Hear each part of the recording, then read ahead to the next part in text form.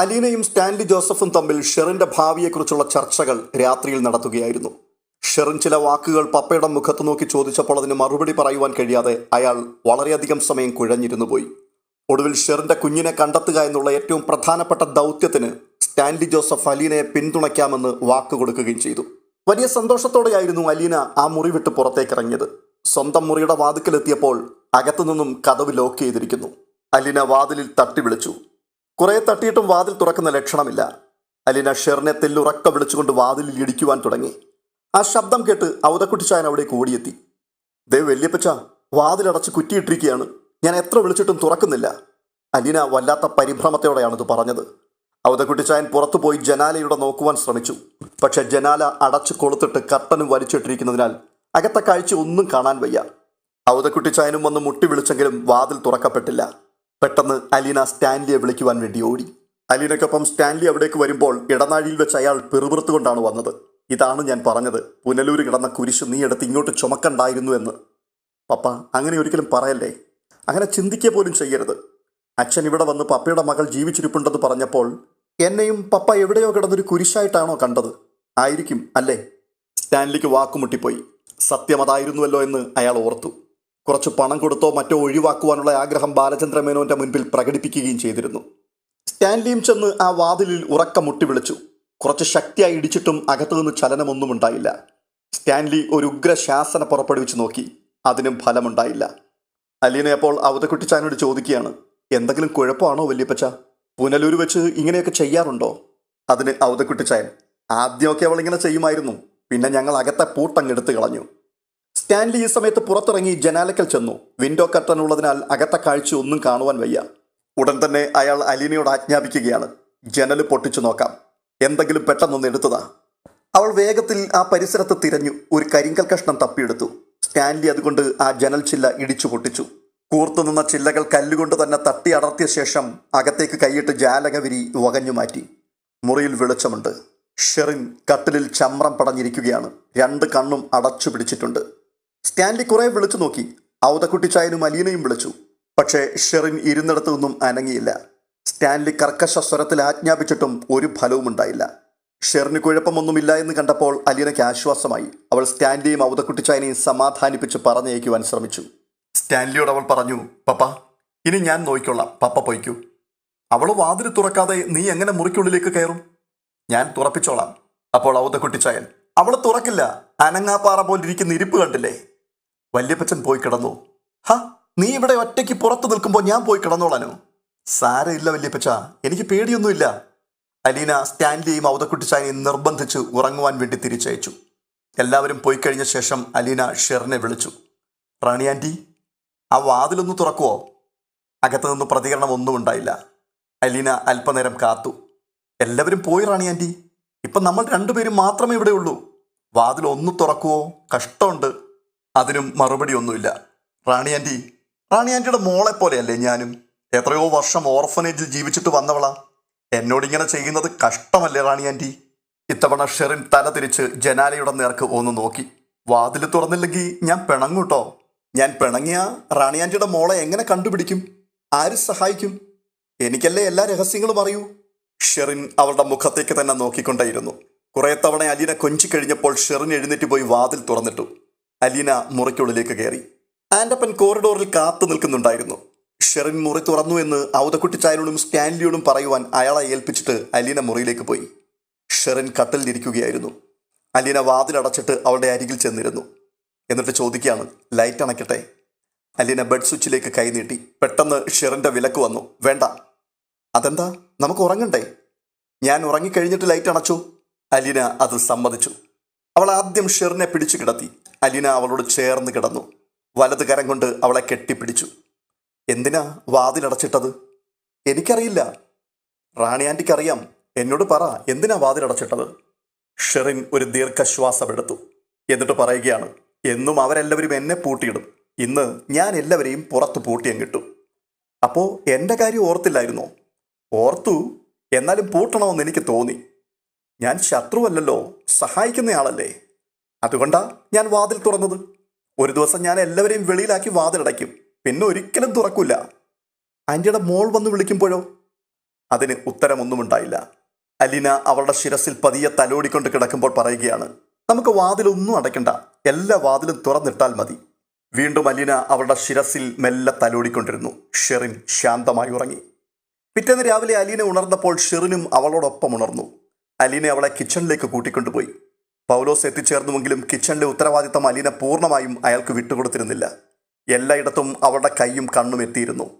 അലീന ഷെറിനെയും ജോലികളിൽ സഹകരിപ്പിച്ചു. എല്ലായ്പ്പോഴും അവളെ കൂടെ നിർത്തി. സന്ധ്യാനേരങ്ങളിൽ അവളെയും കൂട്ടി പ്രാക്കൂടിനടുത്തുള്ള പുൽത്തകിടിയിൽ പോയിരുന്ന് സംസാരിച്ചു. വീടിന് താഴെ കുന്നിൻ ചെരുവിലുള്ള പുഴയോരത്തും വയലിലും അവളെ കൂട്ടിക്കൊണ്ടുപോയി. ഒരു ദിവസം തോട്ടത്തിലും അവർ ഒന്നിച്ചു പോയി. ഷെറിന് നായ്ക്കളെ ഭയമായിരുന്നു. തൻ്റെ കുഞ്ഞിനെ ഒരിക്കലും ഇവിടേക്ക് കൊണ്ടുവരരുത് എന്ന് അവൾ അലീനയോട് പറഞ്ഞു. നായ്ക്കളെ കണ്ടാൽ അവൾ പേടിച്ചു നിലവിളിക്കും. നായ്ക്കള് കുഞ്ഞുങ്ങളെ കടിച്ചു കീറും.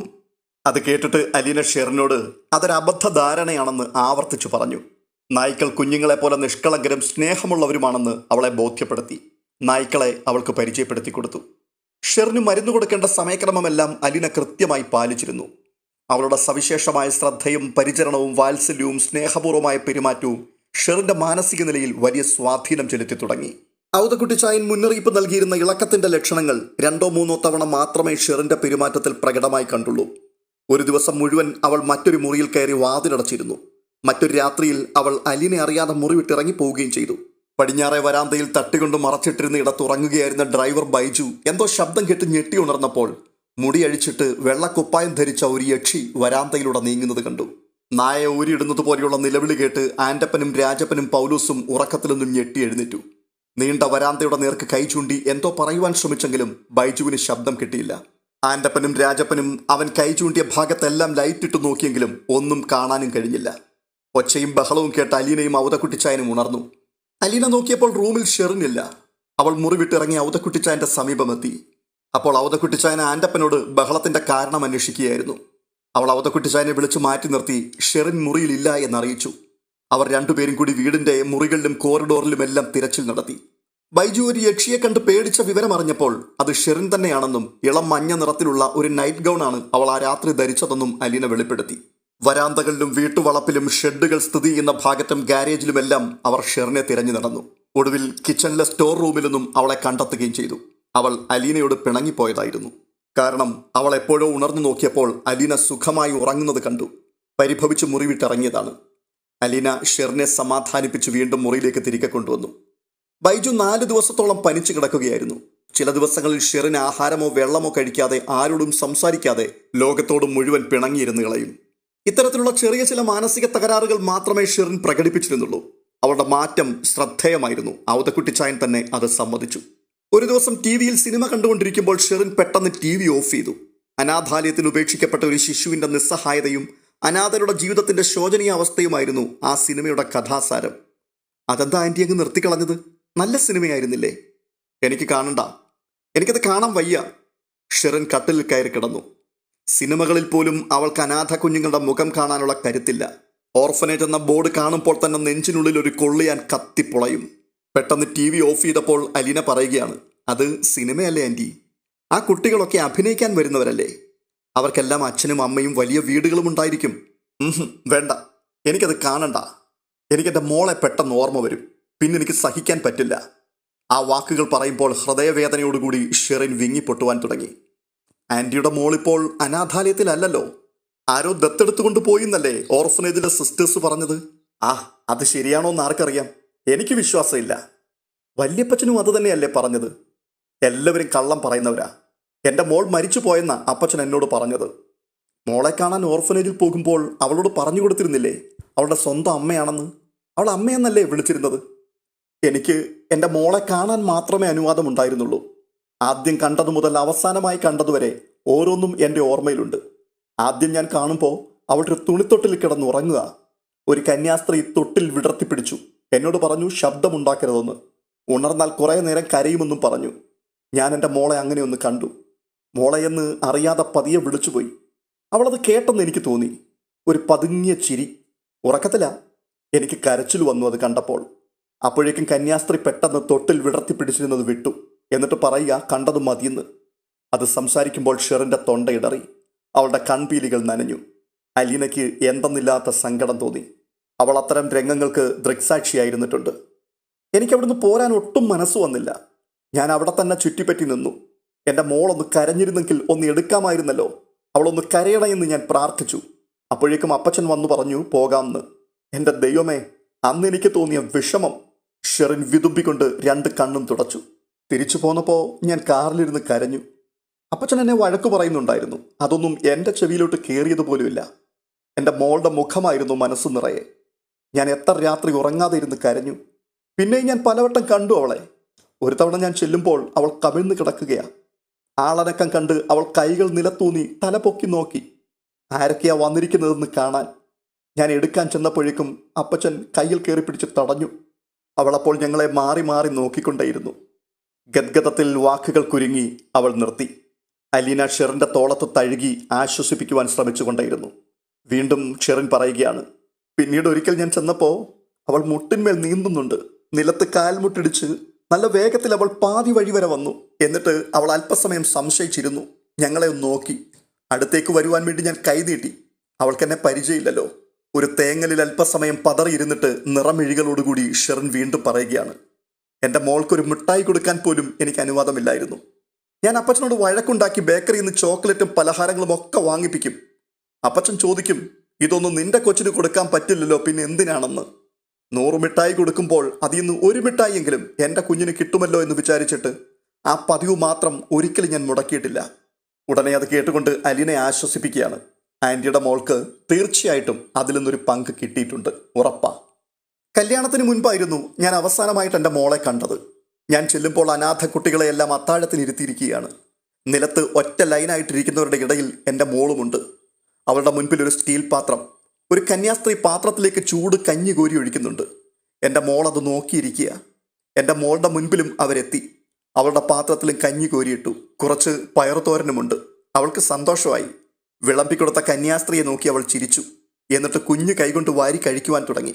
ആ ഒരു കാഴ്ചയുണ്ടല്ലോ, എനിക്ക് മറക്കാൻ പറ്റില്ല എൻ്റെ മരണം വരെ. ഷെറിൻ ഏങ്ങലടിച്ച് കരയുവാൻ തുടങ്ങി. പെട്ടെന്ന് അലീന സാന്ത്വന വാക്കുകൾ കൊണ്ട് അവളുടെ വിശ്വാസത്തെ ദൃഢീകരിക്കുവാൻ ശ്രമിച്ചുകൊണ്ട് പറയുകയാണ്, സാരമില്ല, സാരമില്ല, നമുക്കവളെ തിരികെ കിട്ടും. അങ്ങനെ വിശ്വസിക്ക്. 2 വയസ്സുവരെ വളർത്തിയ കുഞ്ഞിൻ്റെ ജീവൻ ആരെങ്കിലും മനഃപൂർവ്വം നശിപ്പിക്കുവോ? അതിന് അനാഥാലയം നടത്തുന്ന ആരെങ്കിലും കൂട്ടുനിൽക്കുവോ? ഒരിക്കലുമില്ല. അവൾ ഈ ലോകത്ത് എവിടെയെങ്കിലും ഉണ്ടാവും. നമുക്കവളെ കണ്ടുപിടിക്കാം. അപ്പോൾ വീണ്ടും വിങ്ങിപ്പൊട്ടിക്കൊണ്ട് ഷെറിൻ ചോദിക്കുകയാണ്, അപ്പച്ചൻ പറഞ്ഞ പോലെ എന്തെങ്കിലും രോഗം വന്ന് അതെനിക്ക് ഓർക്കാൻ കൂടി വയ്യ. അവളില്ലെങ്കിൽ പിന്നെ ഞാൻ എന്തിനാ ജീവിച്ചിരിക്കുന്നത്? ആൻറ്റി, എല്ലാം ശരിയാവും, ഞാനില്ലേ കൂടെ. ഇത് പറഞ്ഞുകൊണ്ട് അലീന അവളെ കെട്ടിപ്പിടിച്ചുകൊണ്ട് കിടന്നു. ആ കിടപ്പിൽ കിടന്നുകൊണ്ട് ഷെറിൻ വീണ്ടും പറയുകയാണ്, എനിക്കെൻ്റെ മോളെ കിട്ടിയുമില്ല, വേറൊരാളുടെ ജീവിതം ഞാൻ കാരണം തകരുകയും ചെയ്തു. ആരുടെ ജീവിതം? ടോണിച്ചായൻ്റെ. ആൻറ്റി എന്തിനാ അങ്ങനെ ഒരു കല്യാണത്തിന് സമ്മതിച്ചത്? എനിക്ക് വേറെ ഒരു നിവൃത്തിയുമില്ലായിരുന്നു. കല്യാണത്തിന് സമ്മതിച്ചില്ലെങ്കിൽ ഇനി ഒരിക്കലും എൻ്റെ മോളെ കാണിച്ചു തരില്ലെന്ന് എന്നോട് പറഞ്ഞു. നിന്റെ കുഞ്ഞിനെ വളർത്തുന്നത് പോലെ തന്നെ ഇല്ലാതെയാക്കുവാനും ഞങ്ങൾക്ക് പറ്റുമെന്ന് ഔസേപ്പച്ചായൻ പറഞ്ഞപ്പോൾ ഞാൻ പേടിച്ച് സമ്മതിച്ചു പോയതാ. അലീന വീണ്ടും ചോദിക്കുകയാണ്, ഈ ടോണിച്ചായൻ എങ്ങനെയുള്ള ആളായിരുന്നു? ഒരുപാട് ഇഷ്ടമായിരുന്നു എന്നോട്. കല്യാണം കഴിഞ്ഞ് എന്നെ കുവൈറ്റിലോട്ട് കൊണ്ടുപോയി. ഞാനും പുറമേ വലിയ സന്തോഷമൊക്കെ ഭാവിക്കുമെങ്കിലും ഒറ്റയ്ക്കാവുമ്പോൾ വല്ലാത്ത പേടിയാ. ആ പാവത്തിനെ ചതിക്കുകയാണല്ലോ എന്ന് ഓർക്കുമ്പോൾ നെഞ്ചു പൊടിയും. ഞാൻ കുളിമുറിയിൽ പോയി വാതിലടച്ചിരുന്ന് കരയും. ഒരു വശത്ത് ടോണിച്ചായൻ എന്ന ആ പാവം മനുഷ്യനെ വഞ്ചിച്ചല്ലോ എന്നോർത്തുള്ള വിഷമം, മറുവശത്ത് എൻ്റെ മോഡൽ അനാഥാലയത്തിൽ ഒരു പാത്രം കഞ്ഞിക്ക് വേണ്ടി അനാഥ കുട്ടികളുടെ ഇടയിൽ ഇരിക്കുകയാണല്ലോ എന്നുള്ള വേദന. അത് എന്നെ ഓരോ ദിവസവും ഇഞ്ചിഞ്ചായി കാർന്നു തിന്നുവാൻ തുടങ്ങി. ഞാൻ തകരുവാൻ തുടങ്ങിയത് അവിടെയാണ്. ആൻറ്റി, സമാധാനിക്ക്. എനിക്കെല്ലാം മനസ്സിലാകുന്നുണ്ട്. എൻ്റെ ഏതാഗ്രഹവും സാധിച്ചു തരാൻ ടോണിച്ചായൻ ഒരുക്കമായിരുന്നു. എന്നോട് എപ്പോഴും പരാതി പറയും, നീ എന്തുകൊണ്ടാണ് മോളെ ഒന്നും ചോദിക്കാത്തതെന്ന്. ഞാൻ ഒരാവശ്യവും പറഞ്ഞിട്ടില്ല. എന്നെക്കൊണ്ട് കഴിയുന്നത് പോലെയൊക്കെ സ്നേഹിച്ചു. സ്നേഹത്തിൽ പൊതിഞ്ഞു കൊടുക്കുന്നത് വഞ്ചനയാണെന്ന് എനിക്കറിയാം. എന്നാലും അതെങ്കിലും ഞാൻ ചെയ്യണ്ടേ? മോളെ കാണാതെ 1.5 വർഷം ഞാൻ എങ്ങനെയോ പിടിച്ചു നിന്നു. ടോണിച്ചായൻ്റെ കൂടെ നാട്ടിൽ വന്നാൽ മോളെ സൗകര്യമായി കാണാൻ പറ്റിയില്ലെങ്കിലോ എന്ന് കരുതി ഞാനൊരു അസുഖത്തിൻ്റെ പേരും പറഞ്ഞ് നേരത്തെ നാട്ടിലെത്തി. അപ്പോഴാ അറിഞ്ഞത് അവളെ ആരോ അഡോപ്റ്റ് ചെയ്തെന്നും പിന്നെ അസുഖം പിടിച്ചു മരിച്ചുപോയെന്നും. വിശ്വാസം വരാതെ ഞാൻ ഓർഫനേജിൽ ചെന്ന് അന്വേഷിച്ചു. അത്രയും കേട്ടപ്പോൾ അലീന പറയുകയാണ്, ബാക്കിയെല്ലാം എനിക്ക് അറിയാം ആൻറ്റി. ഞാൻ അനുഭവിച്ച മനോവേദന എത്രയാണെന്ന് അറിയില്ലല്ലോ. ടോണിച്ചായൻ അവധിക്കെത്തിയപ്പോഴേക്കും ഞാൻ ആകെ മാറിപ്പോയിരുന്നു. എനിക്ക് ആ കൂടെ പോകണമെന്നോ ഒന്നിച്ച് ജീവിക്കണമെന്നോ ആശയില്ല. മരിച്ചാൽ മതി. എന്നിട്ടും അവധി കഴിഞ്ഞ് ടോണിച്ചായൻ പോയപ്പോൾ എനിക്ക് കൂടെ പോകേണ്ടി വന്നു. എനിക്ക് എന്താണ് സംഭവിക്കുന്നതെന്ന് എനിക്ക് തന്നെ അറിയില്ലായിരുന്നു. എനിക്കെൻ്റെ മോളെ കാണണമെന്ന് ഞാൻ ടോണിച്ചായനോട് പറഞ്ഞു എന്നാ പിന്നീട് അറിഞ്ഞത്. ടോണിച്ചായൻ എന്നെയും കൂട്ടി പുനലൂരിലെത്തി. അപ്പച്ചനോടും ആങ്ങളമാരോടും കാര്യം എന്താണെന്ന് അന്വേഷിച്ചു. ടോണിച്ചായൻ്റെ അടുത്ത് നുണ പറഞ്ഞിട്ടൊന്നും ഫലമില്ലായിരുന്നു. ഒടുവിൽ അവർക്ക് സത്യം തുറന്നു പറയേണ്ടി വന്നു. ടോണിച്ചായൻ പിന്നീട് ഒരിക്കലും എന്നെ കാണാൻ വന്നില്ല. ഷെറിൻ ദീർഘനിശ്വാസമെടുത്ത് അല്പസമയം മിണ്ടാതെ കിടന്നു. എന്നിട്ട് പറയുകയാണ്, എനിക്ക് ആശ്വാസമാണ് തോന്നിയത്. ഇനി ടോണിച്ചായനെ വഞ്ചിക്കേണ്ടി വരില്ലല്ലോ എന്നുള്ള ആശ്വാസം. ടോണിച്ചായൻ ചെറുപ്പമാ, കാണാനും നല്ല ആളാ, സ്വഭാവം വളരെ നല്ലതാണ്. വേറൊരു കല്യാണം കഴിച്ച് ജീവിച്ചോട്ടെ. ടോണിച്ചായൻ എന്നെ ഉപേക്ഷിച്ച് തോർത്ത് എനിക്കൊരു വിഷമവുമില്ല. പാവം, രക്ഷപ്പെട്ടു പോയിക്കോട്ടെ. അല്ലെങ്കിലും എന്നെ ഓർത്ത് എനിക്കൊരു വിഷമവുമില്ല. എൻ്റെ മോളാണ് എൻ്റെ കണ്ണുനീര്. ഷെറിൻ്റെ സ്വരം കണ്ണുനീരിൽ അലിഞ്ഞു. അലീന പിന്നെ മിണ്ടിയില്ല. പാവം ഉറങ്ങട്ടെ എന്ന് കരുതി അവൾ വീണ്ടും ഷെറിനെ തലോടിക്കൊണ്ടേയിരുന്നു. അടുത്ത ദിവസം ഒരു ഞായറാഴ്ചയായിരുന്നു. ഉച്ചതിരിഞ്ഞ് 3 മണിയാകുന്നതേ ഉള്ളൂ. അലീനയും സ്റ്റാൻലിയും നായ്ക്കൂടുകളുടെ സമീപത്തായിരുന്നു. താഴെ റോഡിൽ നിന്നും കാറിൻ്റെ ഹോൺ ശബ്ദം കേട്ടപ്പോൾ അലീന പറയുകയാണ്, ഇങ്ങോട്ടാരോ വരുന്നുണ്ടല്ലോ പപ്പ. ഏയ്, ഇങ്ങോട്ടാവണമെന്നില്ല, അപ്പുറത്തും റോഡുണ്ടല്ലോ, അങ്ങോട്ടേക്ക് പോകുന്ന ആരെങ്കിലും ആയിരിക്കും. പക്ഷെ കാർ കയറ്റം കയറുന്ന ഇരമ്പൽ അലീന തിരിച്ചറിഞ്ഞു കഴിഞ്ഞിരുന്നു. ഇങ്ങോട്ട് തന്നെയാ പപ്പ, തീർച്ചയാ. അവർ നോക്കി നിൽക്കെ ഒരു കാർ വീട്ടുവളപ്പിലേക്ക് മെല്ലെ വന്നു നിന്നു. പുൽത്തകിടിയും പൂന്തോട്ടത്തിനും നടുവിലുള്ള പാതയരികിൽ ആ കാർ നിൽക്കുമ്പോഴേക്കും, അയ്യോ എൻ്റെ ദൈവമേ, ഇത് ആരൊക്കെയാ വന്നിരിക്കുന്നത് എന്ന് ഹർഷിത അതിശയത്തോടെ തന്നെത്താൻ പറഞ്ഞുകൊണ്ട് അലീന കാറിനടുത്തേക്ക് ഓടിച്ചെന്നു. കാറിൻ്റെ ഡോർ തുറന്ന് ഒരു പെൺകുട്ടി ഇറങ്ങുന്നതും അലീന ചേച്ചി എന്ന് ആർത്തു വിളിച്ച് അലീനയുടെ നേർക്ക് പാഞ്ഞു വരുന്നതും അടുത്ത ക്ഷണം രണ്ടുപേരും ഒരു ഗാഢ ആശ്ലേഷണത്തിൽ ഒന്നു ചേരുന്നതും കണ്ട് സ്റ്റാൻലി അത്ഭുതത്തോടെ നായ്ക്കൂടിനരികെ നിന്നു. അല്പം കഷണ്ടിയുള്ളൊരു മധ്യവയസ്കനും ഒരു മധ്യവയസ്കയും കൂടി കാറിൽ നിന്നും ഇറങ്ങുന്നതും അലീനയുടെ അടുത്തേക്ക് വരുന്നതും സ്റ്റാൻലി കണ്ടു. മധ്യവയസ്കൻ അലീനയ്ക്ക് ഷെയ്ക്ക് ഹാൻഡ് നൽകുന്നു. സ്ത്രീ അവളുടെ തോളത്ത് കൈവച്ച് കുശലം പറയുന്നു. സ്റ്റാൻലിക്ക് അതിശയമായി. അയാൾ മനസ്സുകൊണ്ട് ചോദിക്കുകയാണ്, ഇവരൊക്കെ ആരാണ്? എവിടെ നിന്ന് വരുന്നു ഇങ്ങോട്ട്? നായ്ക്കൂടുകളിൽ കിടന്ന് നായ്ക്കൾ ഗർജിക്കുവാൻ തുടങ്ങി. സ്റ്റാൻലിയുടെ സമീപം സ്വതന്ത്രരായി നിന്ന 2 നായ്ക്കളെ സ്റ്റാൻലി ഒരാംഗ്യ വിക്ഷേപം കൊണ്ട് അടക്കി നിർത്തി. അലീന അതിഥികളെ സ്റ്റാൻലിയുടെ അടുത്തേക്ക് കൂട്ടിക്കൊണ്ടുവന്നു. ആദ്യം സ്റ്റാൻലി അവർക്ക് പരിചയപ്പെടുത്തി. ഇതാണ് എൻ്റെ പപ്പ, റിട്ടയർഡ് കേണൽ സ്റ്റാൻലി ജോസഫ്. പെട്ടെന്ന് സ്റ്റാൻലിയുടെ നെറ്റിയൊന്ന് ചുളഞ്ഞു. ഷെറിനെ സ്നേഹിച്ച ചെറുപ്പക്കാരൻ്റെ മാതാപിതാക്കളാണോ ഇവർ? ഇവരുടെ മകനാണോ ആക്സിഡന്റിൽ മരിച്ചുപോയി എന്ന് പറഞ്ഞത്? സ്റ്റാൻലി അങ്ങനെ പകച്ചു നിൽക്കുകയാണ്. മഴത്തോരും മുൻപേ എന്ന ഹൃദയസ്പർശിയായ ഈ പരമ്പര ഒട്ടനവധി ട്വിസ്റ്റുകളിലേക്ക് വീണ്ടും പ്രവേശിക്കുവാൻ പോവുകയാണ്. അതുകൊണ്ട് തന്നെ ഈ കഥ മുന്നമേ കൂട്ടി കേൾക്കുവാൻ ഈ ചാനൽ ഇതുവരെയും സബ്സ്ക്രൈബ് ചെയ്തിട്ടില്ലാത്തവർ ദയവ് ചെയ്ത് ഒന്ന് സബ്സ്ക്രൈബ് ചെയ്യുകയും ഈ വീഡിയോ നിങ്ങൾക്ക് ഇഷ്ടപ്പെട്ടിട്ടുണ്ടെങ്കിൽ ദയവായി ലൈക്ക് ചെയ്യുകയും ഹൈപ്പ് ചെയ്യുകയും എല്ലാറ്റിലും ഉപരിയായി നിങ്ങളുടെ വിലപ്പെട്ട അഭിപ്രായങ്ങൾ കമന്റ് ബോക്സിൽ കമന്റുകളായി രേഖപ്പെടുത്തുകയും ചെയ്യുവാൻ മറക്കരുത് എന്ന് ഓർമ്മപ്പെടുത്തുന്നു. അടുത്ത എപ്പിസോഡുമായി വീണ്ടും കാണാം. അതുവരേക്കും ബൈ ബൈ.